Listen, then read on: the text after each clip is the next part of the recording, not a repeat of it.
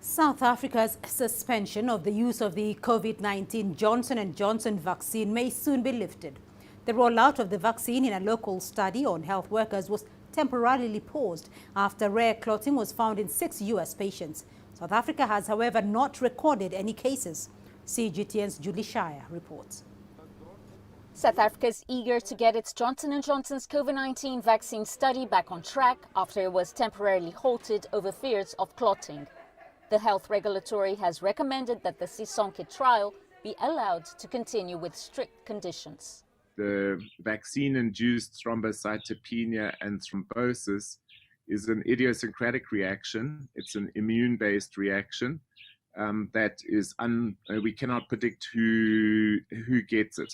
Up until now, the cases worldwide have been in the age range of 18 to 48.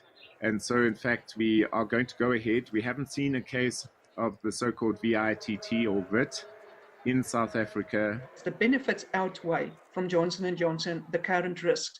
And there was only one person that died in USA with this platelet problem. Remember, it's not the same than one would normally expect if you get clots.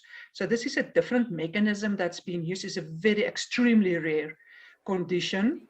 Most recipients who have received the jab are women with an average age of 40. Just under 150 people have reported severe side effects, but none for clotting. Doctors are being asked to be vigilant as the possibility cannot be ruled out. The VITT presentation is with severe, unrelenting headache or severe chest pain, unrelenting, and severe abdominal pain that is continuous and unrelenting.